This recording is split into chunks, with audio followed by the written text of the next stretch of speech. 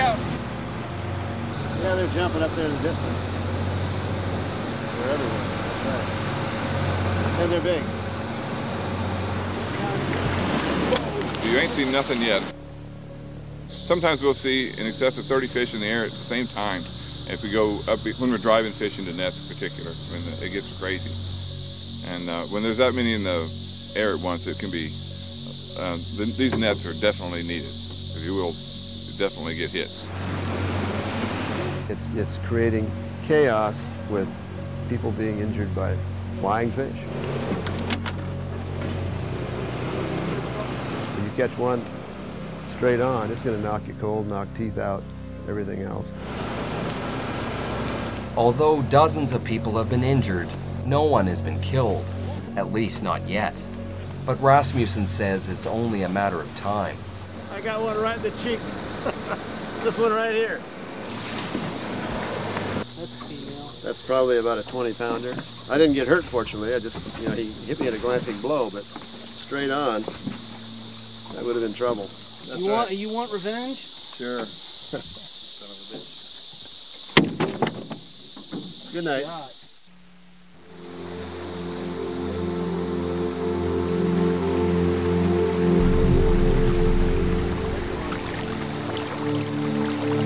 But nowhere is the Asian carp invasion more critical than it is upstream on the Illinois.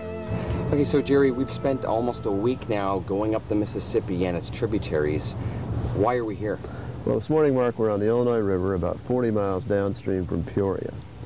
This is the location where the magnitude of the Asian carp problem is really going to hit home to you. They call this Asian carp ground zero. That's because the Illinois River is literally infested with them. Well, you want to just be aware that there's going to be fish flying around all around you. You're probably going to get hit. You know, they're coming in. Just be ready. At first, there were only a few.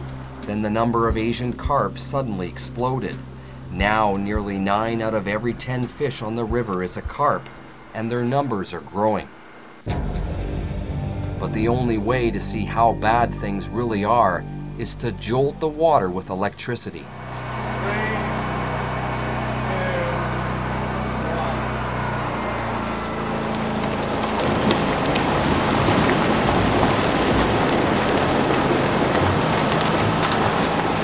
We're talking in the millions of Asian carp, you know, spread throughout the river. You might see hundreds of them that day, you might see thousands, but to put an actual number on it, it's probably going to be impossible because they're so widespread now, but I would say easily in the millions. It sort of is the world's funniest video, but it's a sad commentary on what we've done to these rivers. They've moved upstream hundreds of miles into the Missouri, into the Ohio, into the upper Mississippi River and the smaller tributaries, and up the Tennessee River. They're all the way up into the state of Ohio. They're way into Tennessee and Kentucky. They're in Iowa. They're in Nebraska. They're in Kansas. They're in Minnesota. Well, not quite. A few in Minnesota, Illinois, all over Indiana, all over the Midwest. We don't want to have another invasion like this occur. We went to the source to look at where they came from. We've seen the spread across the Mississippi River Basin. We want people to realize the magnitude of these invasions.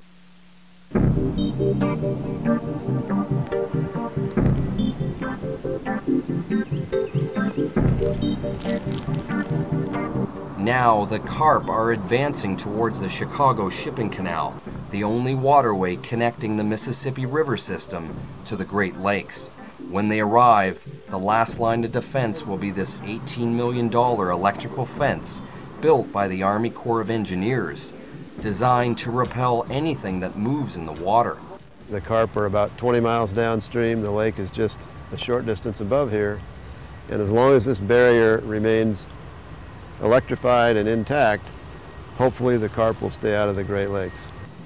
Yet Rasmussen says the electrical fence is far from foolproof. There could be power failures, or fishermen could unknowingly use baby carp as bait and release them into the Great Lakes. But there's another problem. In places like Toronto, people have been convicted of selling live Asian carp, and Rasmussen says some have been known to buy them in order to release them for good luck. Canada, and DFO specifically, takes the threat of Asian carp very seriously. And we've invested significant resources on doing a risk assessment on the 4 Asian carp species, and the potential for negative impacts on our ecosystem is very high. Specifically, the study found that Asian carp could thrive in waterways all over Canada if the carp got into them.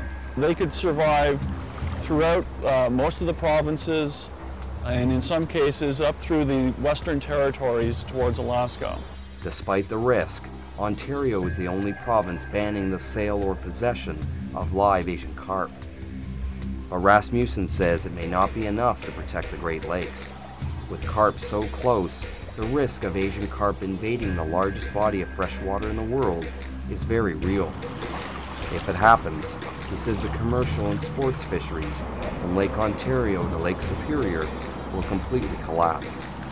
Canadians need to think about that, because they're sitting in cold water temperatures that these fish like.